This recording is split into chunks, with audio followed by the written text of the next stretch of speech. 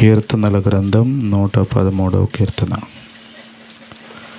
రాజేష్ చదువుతాడు. అందరం కలిసి అనుసరించి దేవుని వాక్యాన్ని పలుకుదాం.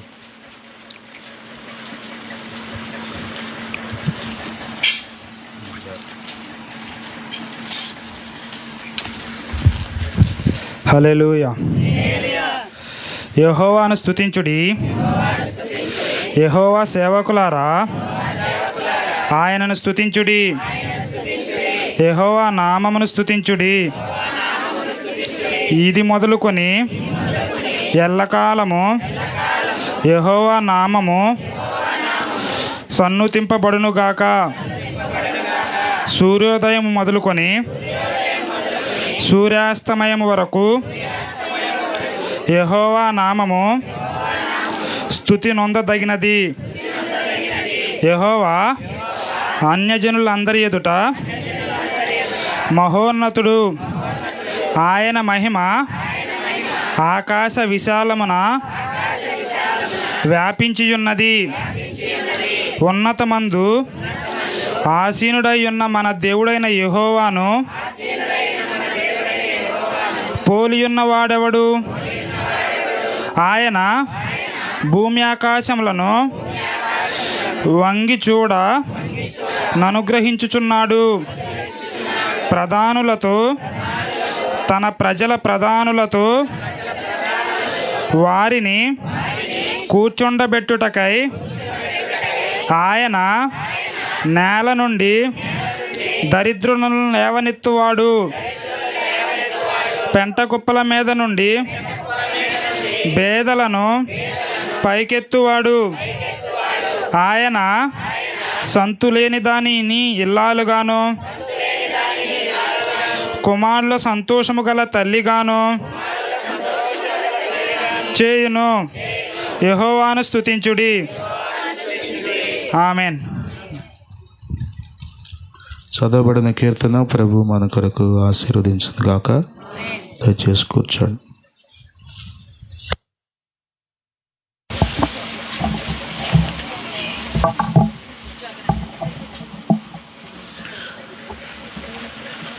క్రమంగా ప్రశాంతంగా కూర్చోండి. దేవుని పరిశుద్ధ నామమునకు మహిమ కలుగును గాక. ప్రభువైన యేసుక్రీస్తు నామంలో కూడి వచ్చిన మీ అందరికీ వందనాలు. అందరికీ వందనాలు. దేవునికి స్తోత్రాలు. హల్లెలూయా.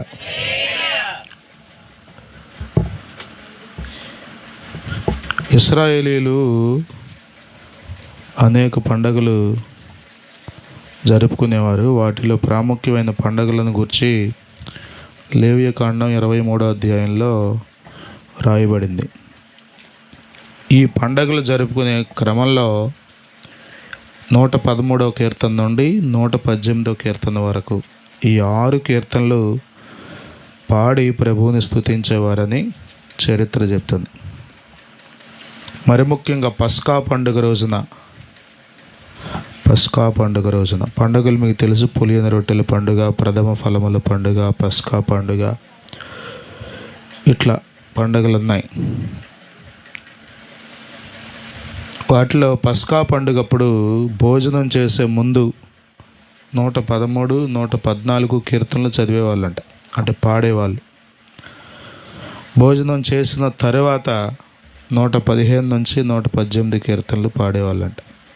అంటే దేవుడు వారికి నేర్పిన క్రమం ఏంటంటే ప్రతి సందర్భంలోనూ దేవుణ్ణి స్తుతించడం, దేవునికి కృతజ్ఞత చెల్లించడం. సహజంగా మనలో చాలామంది ఎక్కువ శాతం భోజనానికి ముందు ప్రార్థన చేసుకుంటాం కదా. చేసుకుంటారా? అప్పుడప్పుడు కొంచెం మర్చిపోతూ ఉంటామండి అంటున్నారా? ఆకలి వేసినప్పుడు, మంచి కూర ఉన్నప్పుడు కప్పుకొని తినేసి మధ్యలో గుర్తు వస్తుందండి. కొద్దిమందికి మధ్యలో కూడా గుర్తుకు రాదు భక్తులు.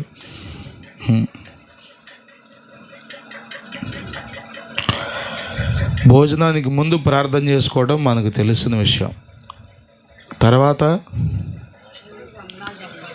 తర్వాత కూడా చేసుకోవడంలో తప్పేమీ లేదు కదా. ప్రయాణానికి ముందు కదా మనందరం ప్రార్థన చేసుకుంటాం. ప్రభువా వెళ్తున్నానయ్యా బెజవాడ, డాక్టర్ గారు ఏమీ లేదనాలి, ఉన్నా కూడా లేదనాలి, అంతేగా అని ప్రార్థన చేసుకుంటాం. వచ్చాక కూడా చేయాలి. ఒక పని చేసే ముందు, పని అయిన తర్వాత కృతజ్ఞత చెల్లించాలి దేవునికి. దేవునికి స్తోత్రం. ఆయన ఒక్కడే పూజార్హుడు, ఆయన ఒక్కడే స్తోత్రార్హుడు. హల్లెలూయా, హల్లెలూయా, హల్లెలూయా. స్తుతి ఏ మనుష్యునికి చెల్లించకూడదు. Even to pastors also. సేవకులకు కూడా స్తుతి చెల్లించకూడదు. స్తుతి ఎవరికి? దేవునికి మాత్రమే. 115వ కీర్తనలో 1వ వచనంలో చాలాసార్లు నేను ఆ ఒక్కలైనా చదివి కన్ఫ్యూజ్ అయ్యేవాడిని. దేవుడు మాకు కాదు అంటాడేంటి, యెహోవా మాకు కాదు నువ్వు అన్నట్లుగా ఉంటుంది ఆ వాక్యం. కొంచెం జాగ్రత్తగా సెంటెన్స్ని పూర్తిగా చదివితే తప్ప అర్థం అవ్వదు. మాకు కాదు యెహోవా, మాకు కాదు, నీ కృపా సత్యములను బట్టి నీ నామమునకే మహిమ కలుగును గాక. మానవ జీవితంలో అనేక మంది మనకు ఎదురవుతారు. మేలు చేసేవాళ్ళు, మంచి చేసేవాళ్ళు, సహాయం చేసేవాళ్ళు, సలహాలు ఇచ్చేవాళ్ళు. కానీ ఎంతమంది ఎదురైనా, ఎంతమంది మనకు మేలు చేసినా మహిమ స్తుతి అనే దగ్గరికి వచ్చేసరికి దేవునికి ఒక్కడికే మనం చెల్లించాలి. ఇక్కడ అన్నాడు, యెహోవాను స్తుతించండి, యెహోవా సేవకులారా యెహోవాను స్తుతించండి. అంటే సేవకులు కూడా ఎవరిని స్తుతించాలి? వాళ్ళు పొగుడుకుంటా కుదరదు.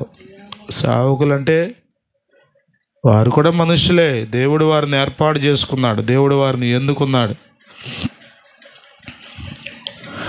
సేవకుని గౌరవించడం మంచిదే, కానీ మహిమ మాత్రం దేవునికి చెల్లించాలి. దేవునికి స్తోత్రం. హల్లెలూయా. కృతజ్ఞత బుద్ధి మనలో పుట్టాలి. ప్రభువా నాకు ఈ మేలు చేశావు నాయన అని ప్రభువుని స్తుతించాలి. దేవునికి మహిమ కలుగును గాక. హల్లెలూయా, హల్లెలూయా. ఈ సృష్టిలో ఎన్నో ఎన్నో మనకు అవసరమైన వాటి అన్నిటినీ దేవుడు సృజించాడు, కలుగు చేశాడు. చెప్పండి, ఎన్ని అనుభవిస్తున్నామో మనం, ఎన్ని అనుభవిస్తున్నామో. న్యాచురల్గా ఉన్నటువంటి ఫలాలు, హైబ్రిడ్ ఫలాలు మనం చూస్తున్నాం కదా. ఉదయమే మేము మాట్లాడుకున్నాం, నేరేడుకాయలు, అల్ల నేరేడుకాయలు. మా స్కూల్లో మంచి నేరేడు చెట్టు ఉంది. గుట్టలు గుట్టలు పడుతున్నాయి, కానీ వేస్ట్ అవుతున్నాయి. అద్భుతమైన రుచిగా ఉన్నాయి. ఎవరు కలుగజేయగలరు అంటే ప్రభు అయిన యేసుక్రీస్తు పుట్టించాడు వాటిని. మనిషి అంటుకట్టే విధానం, హైబ్రిడైజేషన్, ఇట్లా ఎన్నెన్నో సిస్టమ్స్ తయారు చేసినప్పటికీ దేవుడు చేసినంత ఆశీర్వాదకరంగా, ప్రయోజనకరంగా ఏది మనకు అంతగా కనబడదు. దానిలో ఏదో ఒక సమస్య, మనం సైడ్ ఎఫెక్ట్లు కనబడుతూనే ఉంటాయి, ఎదుర్కొంటూనే ఉంటాం. దేవుణ్ణి స్తుతించాలి మనం. ఆయన మనకు ఎన్నో మేలులు చేశాడు. నీకు రాబోయే జీవితంలో ఏదైనా దేవుని దగ్గర నుండి మేలు, దీవెన పొందుకోవాలంటే ముందు అసలు నువ్వు గడిచిన జీవితంలో దేవుడు నీకు ఏం చేశాడో వాటన్నిటిని గుర్తుపెట్టుకుని స్తుతించడం నేర్చుకోవాలి. అర్థమైంది అనుకున్నా మీకు. భవిష్యత్తులో దేవుని దగ్గర నుండి దీవెన ఏవైనా నువ్వు పొందుకోవాలనుకుంటే భూతకాలంలో లేకపోతే గడిచిన కాలంలో దేవుడు నీకు ఏ మేలు చేశాడో, ఎన్నెన్ని దీవెనలు ఇచ్చాడో వాటన్నిటినీ జ్ఞాపకం చేసుకునే దేవునికి కృతజ్ఞత, థ్యాంక్స్ చెప్పాలి. ఒకవేళ చెప్పకపోతే మరి ఎట్లా పొందుకుంటావు? ఎలా ఎదురు చూడగలుగుతావు ప్రభు నన్ను దీవిస్తాడని? కాబట్టి స్తుతించడం చాలా ప్రాముఖ్యమైన విషయం. దేవునికి స్తోత్రం కలుగును గాక. హల్లెలూయా, హల్లెలూయా. నేను దేవునితో ఎలా ఉండాలో తెలుసుకోవడం కోసం ప్రతిరోజు 5 కీర్తనలు చదువుతాను అన్నాడు బిల్లి గ్రహం గారు. మనుషులతో ఎలా ఉండాలో తెలుసుకోవడం కోసం ప్రతిరోజు సామెతల గ్రంథంలో ఒక అధ్యాయాన్ని చదువుతా అన్నాడు. గొప్ప దైవజనుడు అమెరికా దేశంలో పుట్టి ప్రపంచ దేశాలన్నిటిలో అనేక లక్షల మందిని దేవుని కొరకు నడిపించి సంపాదించిన గొప్ప దైవజనుడు 99 సంవత్సరాల వయసులో ప్రభు సన్నిధికి వెళ్ళారు. ఆయన చెప్పిన మాట ఇది: దేవునితో ఎలా గడపాలో, దేవుణ్ణి ఎలా అప్రోచ్ అవ్వాలో నాకు అర్థం అవడం కోసం రోజుకు 5 కీర్తనలు చదువుతాను. మనుషులతో ఎలా ఉండాలో నేర్చుకోవడం కోసం రోజుకి సామెతల గ్రంథంలో ఒక అధ్యాయాన్ని చదువుతాను అని చెప్పాడు. దేవుని స్తోత్రం.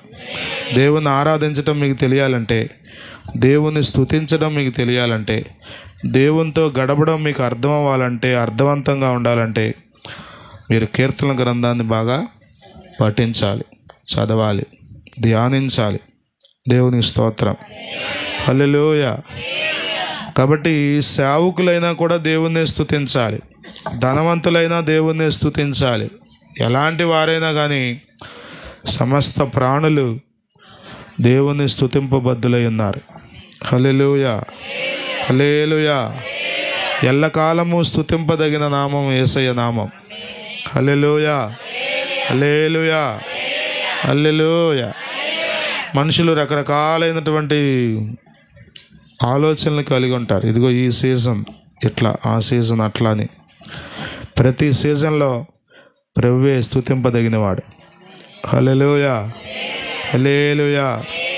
అనుక్షణం నిన్నే కొలుతూ పునరుత్థానుడా, అనుక్షణం నిన్నే కొలుతూ పునరుత్థానుడా, పునరుత్థానుడా, పరిశుద్ధుడా, పునరుత్థానుడా, పరిశుద్ధుడా. అనుక్షణము నిన్నే, అనుక్షణము నిన్నే కొలుతూ పునరుద్ధానుడా, అనుక్షణము నిన్నే కొలుతూ పునరుద్ధానుడా. హల్లెలూయా, హల్లెలూయా. చాలామంది ఆదివారమే ఆరాధిస్తారు. ఆదివారం ఎక్కడ లేని భక్తి వలగబోసేస్తారు మందిరంలో. సోమవారం నుండి కనీసం ఒక 5 నిమిషాలు కూడా స్తుతించరు దేవుణ్ణి. ఒక అరగంట కూడా ప్రార్థన చేసుకోరు, బైబిల్ చదువుకోరు. పరుగులు పరుగులు పరుగులు జీవితం. యేసయ్య నామం స్తుతి నొందదగిన నామం, పూజార్హుడు ఆయన. హల్లెలూయా, హల్లెలూయా, హల్లెలూయా. అర్హుడావు, అర్హుడావు, గురు పిల్ల నీవే యోగ్యుడవు, రక్తమిచ్చి ప్రాణమిచ్చి నీదు ప్రజలను కొనినావు. అర్హుడవు, అర్హుడవు, గొర్రె పిల్ల నీవే యోగ్యుడవు, మహిమయు ఘనతయు నీకు చెల్లును ఎల్లప్పుడు. ఇదిగో దేవుని గొర్రె పిల్ల, నీవేగా మా కృతజ్ఞత స్తుతులు. హల్లెలూయా, హల్లెలూయా. సూర్యోదయము మొదలుకొని సూర్యాస్తమయము వరకు యెహోవా నామము స్తుతి నందదగినది. యేసయ్య నామం స్తుతింపదగిన నామం. కాబట్టి ఆయన ఒక్కడే అర్హుడు, ఆయన ఒక్కడే యోగ్యుడు. స్తుతి ఆయనకే చెల్లించాలి, మహిమ ఆయనకే చెల్లించాలి. మహిమ మీరు ఎవరికిచ్చినా మీరు కోరి ఇబ్బందులు తెచ్చుకుంటున్నారని గుర్తుపెట్టుకోవాలి. మరలా చెప్తున్నాను, సేవకులను గౌరవించండి. మీకు మేలు చేసిన వాళ్ళని గుర్తుపెట్టుకోండి. కృతజ్ఞత కలిగి వారికి కూడా మీరు చేయగలిగినంత మీరు చేయండి, సహాయం చేయండి. కానీ మహిమ మాత్రం చాలా సందర్భాల్లో మనం మహిమను దేవునికి చెల్లించకుండా దేవుడెళ్ళే వచ్చేవరా అంటారు. అట్లా అనకూడదు. ఎవరు దేవుడు కాలేరు. నిన్ను పోలి ఉన్నవాడు చెప్పండి ఎవరు లేరని చాలా స్పష్టంగా రాయబడింది మనం చదువుకున్న కీర్తనలో. ఆయన లాంటి వారు ఎవరు లేరు, ఉండరు. దేవునికి స్తోత్రం, హల్లెలూయా.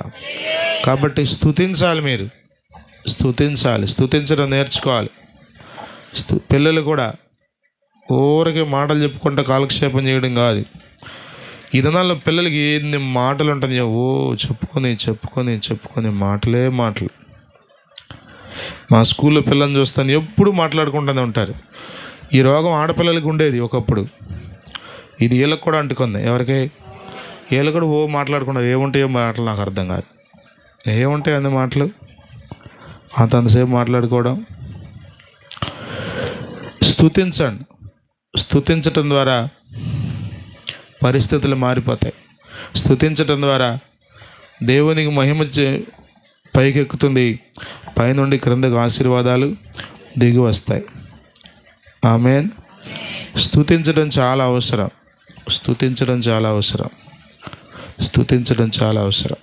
ఈ దినాల్లో స్తుతించే విషయంలో మనం వెనకబడిపోతున్నాం.